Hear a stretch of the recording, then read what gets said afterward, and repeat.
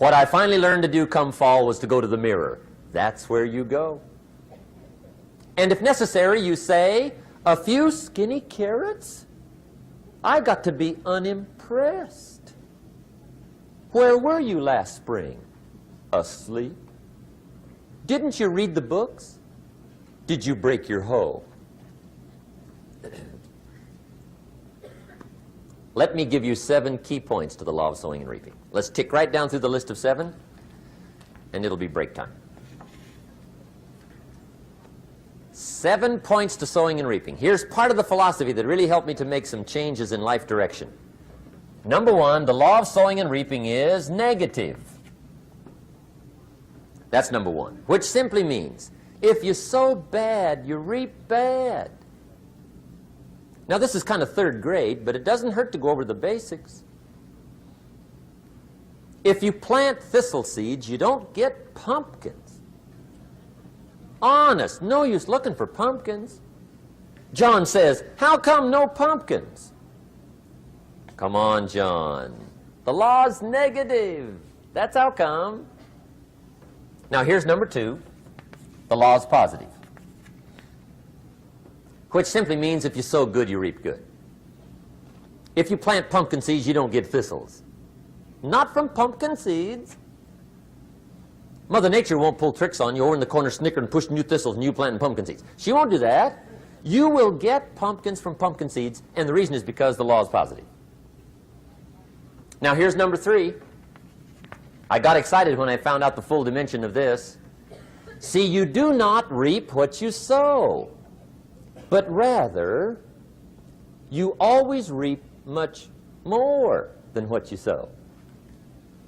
So the 3rd key word is more. You don't get back what you put out. You get back much more than what you put out.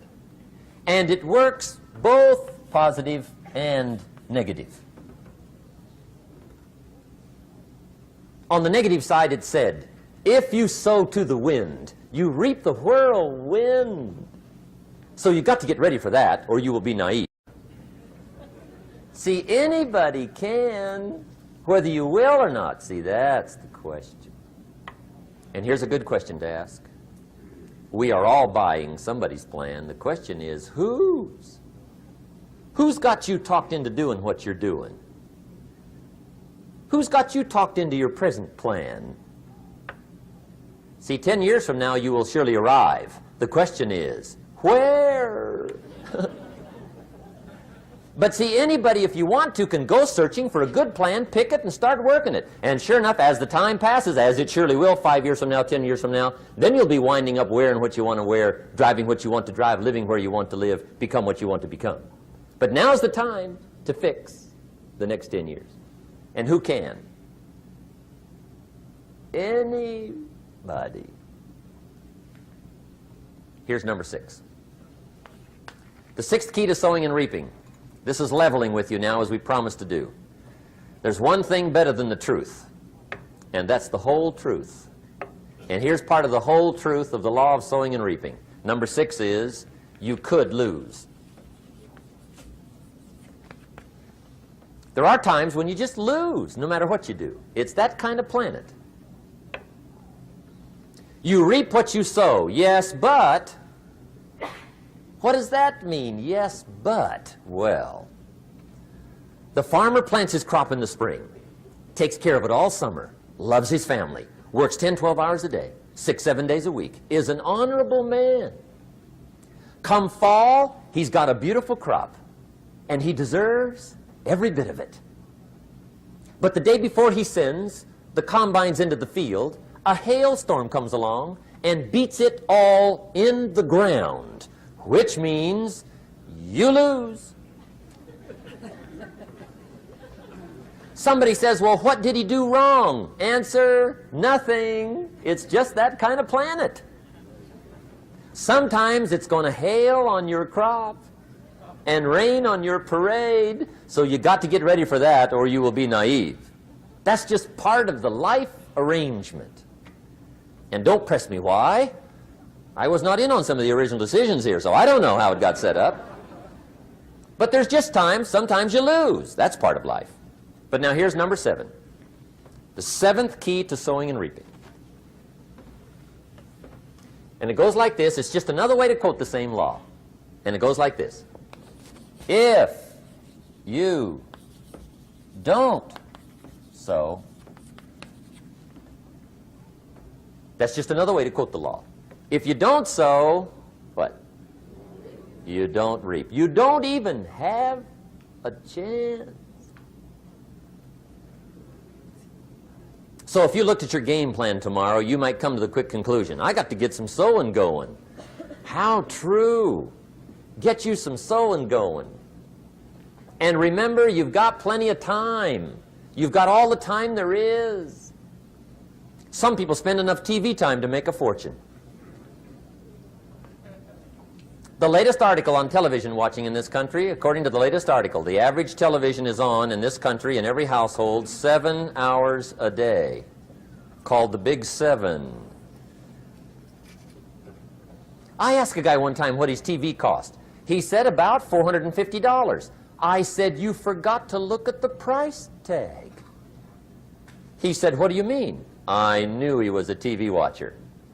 I said, that television costs you, in my opinion, at least $12,000 a year. To watch it, not to own it. Owning it's cheap. Watching it is what's expensive.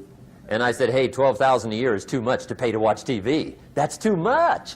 Pay a little, but not $12,000. And he's the guy that said, I hope pay TV never comes.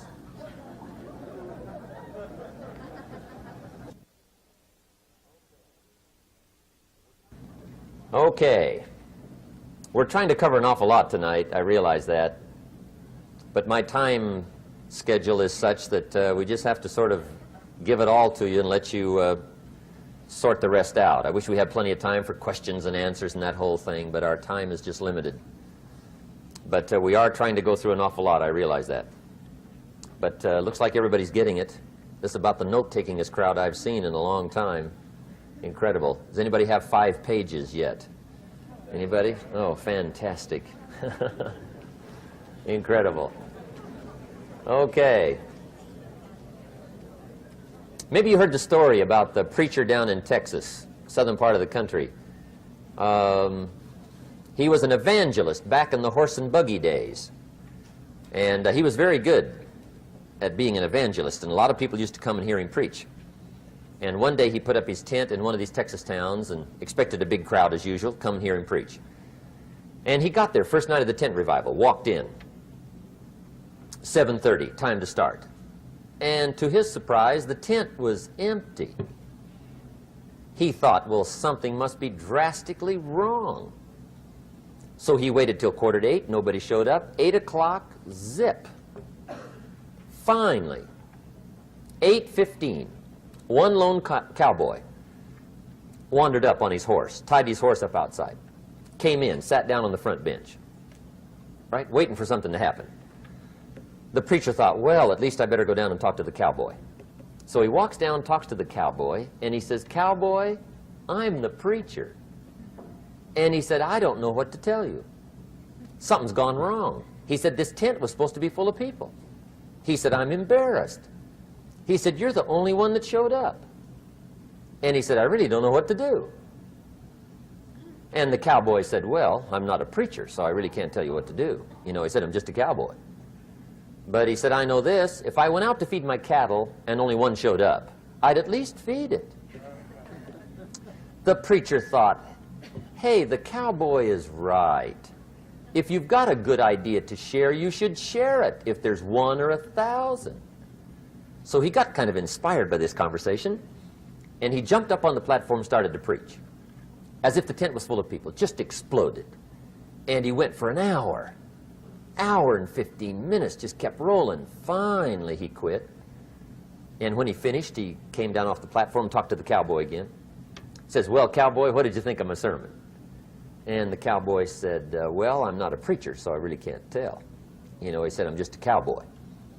But he said, I know this. If I went out to feed my cattle and only one showed up, I'd feed it, but I wouldn't dump the whole load on it.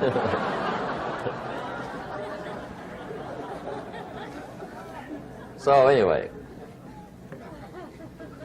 if it seems like we're dumping the whole load tonight, I guess we are. But gosh, everybody's doing well. I'm having a good time. I appreciate the response here tonight. Okay, the next subject is setting goals. Let me show you what turned my life every way but loose. Mr. Schoaf dropped this idea on me, changed me completely. Setting goals.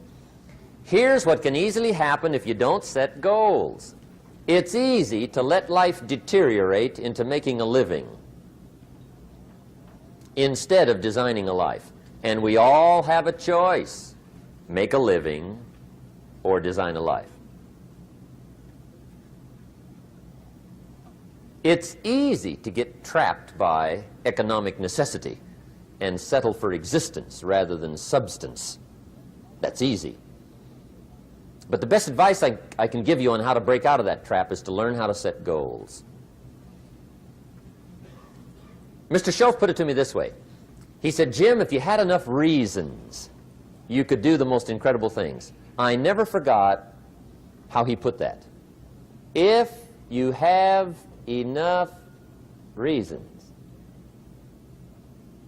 See, reasons will change your whole life. Mr. Schoaf said to me, he said, Mr. Rohn, I think you've got plenty of intelligence, you've got plenty of talent, you've got plenty of ability. Probably what you lack is plenty of reasons. He said, I don't think your current bank balance is a true indication of your level of intelligence. I was happy to hear that. He said, I think you're much smarter than your present bank balance indicates. And that turned out to be true. I was much smarter. But of course my first question was, well then why isn't it bigger? And he said, you don't have enough reasons. You've got enough intelligence, but not enough reasons. So see, reasons can change your life. Here's what else I found out. Reasons come first, answers come second. You don't get the answers to do well till you get the reasons. Life has a mysterious way of hanging on to all the answers and only gives them up to the people that are inspired by reasons. So reasons make the difference in how your life works out. Now, what are some of the reasons for doing well? Let's go through a quick list called Reasons for Doing Well. First is personal reasons. Some people do well for recognition. Some people do well for respect. Some people do well for the way it makes them feel. They love the feeling of being a winner. Those are good reasons. I have some millionaire friends that keep working 10, 12 hours a day, making more millions. And it's not because they need the money. It's because they need the joy and the satisfaction and the pleasure that comes from being a constant winner. And see, it's not just the money anyway. It's the journey, not the money. Once in a while somebody says to me, boy, if I had $1 million, I'd never work another day in my life. That's probably why the good Lord sees to it they don't get their million, right? They'd quit. They'd quit. Okay. Next is family reasons. Some people do extremely well for other people, and that's powerful. Human beings can greatly affect each other. Sometimes we will do things for somebody else we will not do for ourselves. We're made that way.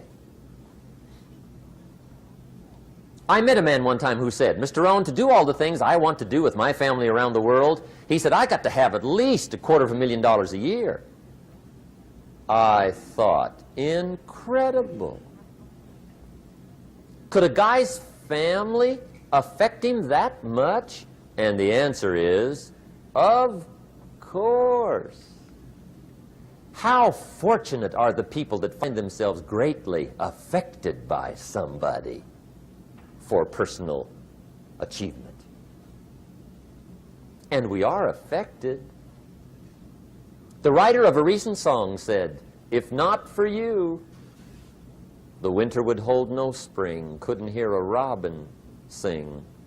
I just wouldn't have a clue if not for you. So we can be affected. That might be one of the most stimulating reasons to do well, finding somebody.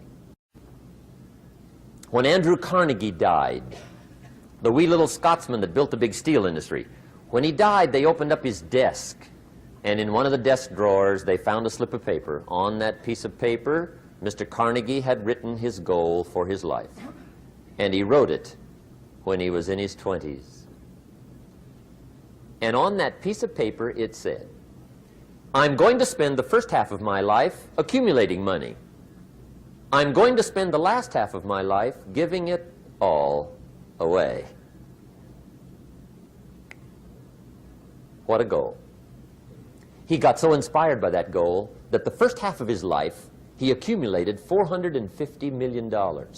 And the last half of his life, he gave it all away. Good question tonight.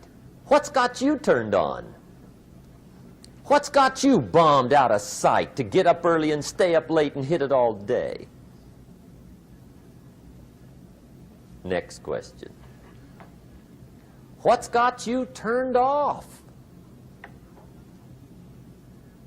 When I found the answers to those two questions, my life exploded into change. I finally found out what had me turned off, and I got that cured.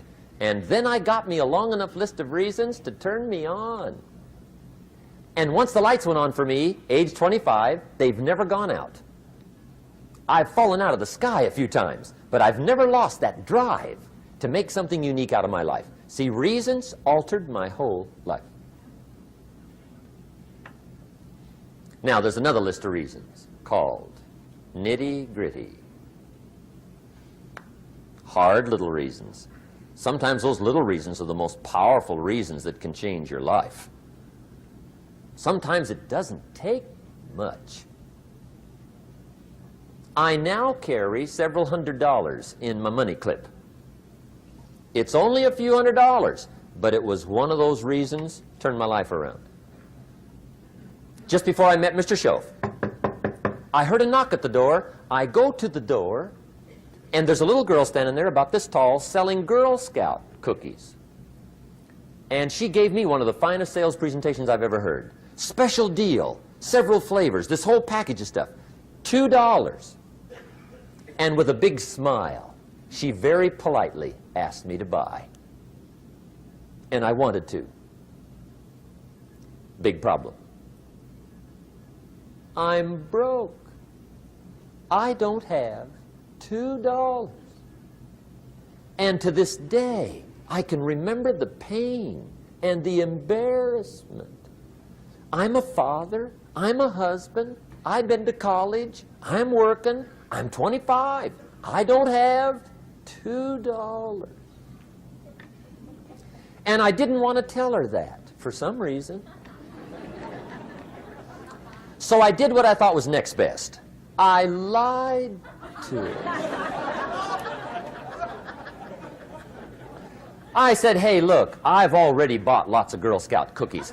I've still got plenty stacked in the house, which was not true. But it seemed to get me off the hook for the moment. She said, well, gosh, that's wonderful. Thank you very much. And she went away. When she left, I closed the door, and that was the day I said to myself, I don't want to live like this anymore. I've had it with lying, and I've had it with being broke. I'm never going to let this happen to me ever again. I promised that day I would work as hard as possible and would always carry plenty. It took me a little while, but now I do. It was one of those reasons. And I guess I carry plenty for two reasons. One is the way it makes me feel, but also in case I bump into another Girl Scout selling cookies. Right? I'm ready.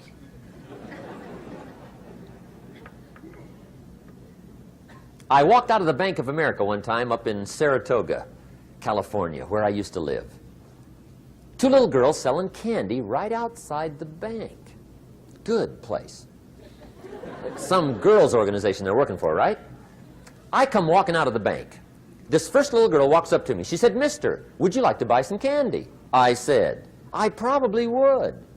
What kind is it?" She said, "It's almond roca." I said, "My gosh, that's my favorite." She said, "Wonderful." I said, "How much is it?" She said, "It's just $2. I thought, incredible. I said, "How many boxes of that candy have you got?" She said, 5. And her little friend was standing there. She was selling candy too. I said, "How many boxes have you got?"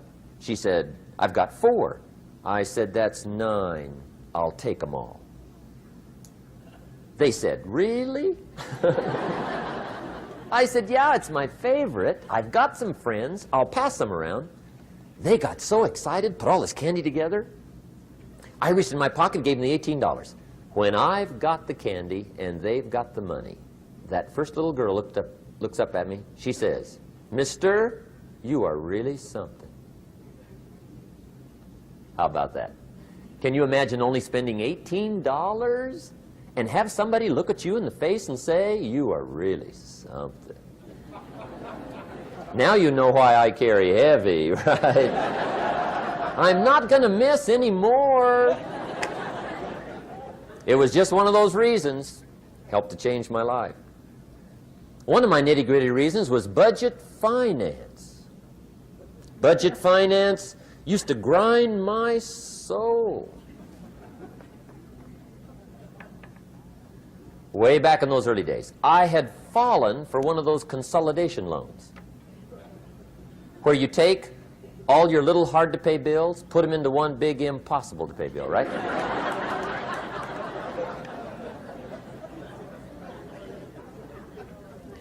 I would get 4 or 5 payments behind. This one guy used to call me day and night. I don't think they're allowed to do that anymore. Harassed me. Threatened to run me in front of the judge. Threatened to ruin my credit. Threatened to embarrass my family. One day he said, "We're going to come get your car, drag it rear end up down the street in front of your neighbors." The guy even called me a flake. And back in those days, I'm broke, I'm pitiful, there's nothing I can do about it. But I never forgot how the guy treated me. And when I met Mr. Schoaf and I got my life straightened out and the money started to flow, that was one of my first projects, budget finance. I poured it on day and night. I finally put all the money together I owed him, which was considerable. I picked a day for the payoff. And when the payoff day came, I put the money in small bills in a big briefcase.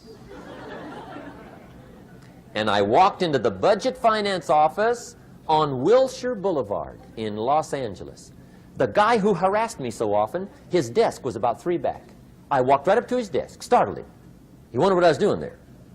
It was the first time I'd been there since I borrowed the money, right?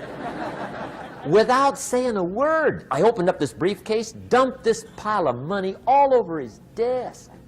I said, "Count it. It's all there. I will never be back." And I turned around and stormed out. Now, that might not be noble, but if you haven't tried it, you've got to one time.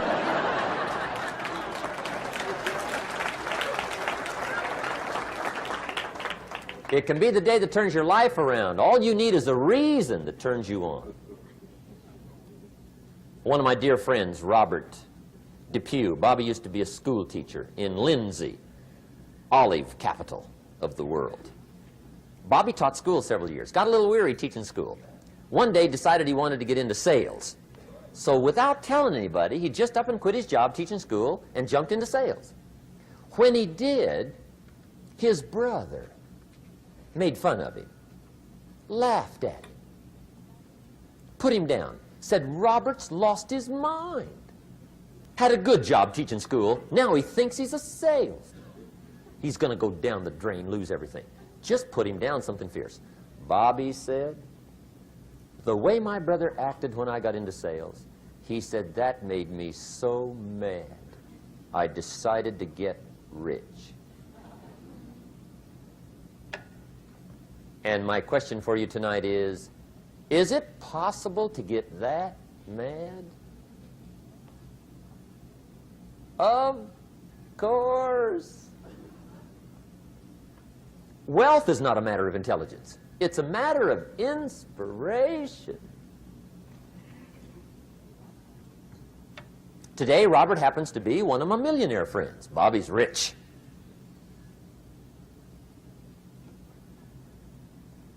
Frank Sinatra said one time, the best revenge is massive success.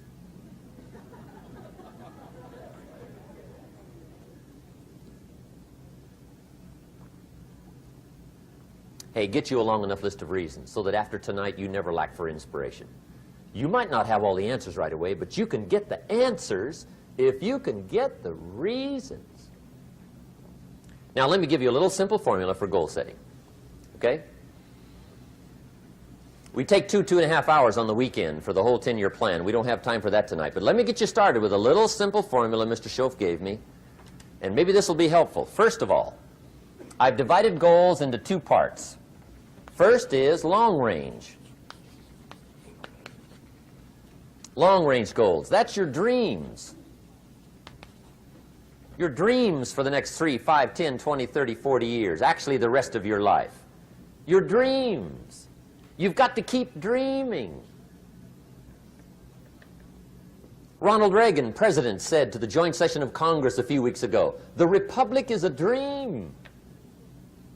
And if we don't keep dreaming, we will lose the Republic. Your better future is a dream for yourself and for your family. Where do you want to go? What do you want to do? What do you want to be? What do you want to see? You've got to dream dreams. There's a Bible phrase that says, without dreams and visions, people perish. You've got to have something to go for that inspires the heart and the soul. Dreams. From the children of Sanchez, it says, take the crumbs from starving soldiers, they won't die. Take the bread from hungry children, they won't cry. But without dreams, we all will die. You've got to dream. Don't lose your dreams for yourself, for your future, for your family. The dreams of love and enterprise and travel and doing things, becoming something unique on your journey here. Don't lose your dreams. Do some dreaming. That's long-range goals. You've got to have those. So that's number 1. Here's the second part of goals, short range. Short-range goals. That's your goals for tomorrow, this week, this month, this year, the immediate future. We call these confidence builders. Because if you set up something short-range, go for it. Get it. Latch onto it. Work hard. Accomplish it. That starts building your strong feelings to go for your dreams. Now, I've divided goals into 3 categories. Here they are. Number 1 is economic. That's your goals for money, income, business, profits, production. Economics. Make sure you've got your economics well planned. Economics plays a major role in everybody's life. Economics is major, which means it ought to be meticulously well planned for tomorrow, this week, this month, this year, long range. What if you asked somebody tomorrow if you could see their meticulously well-planned list of economic goals? What would they probably say? They say, you some kind of a nut? You must be weird.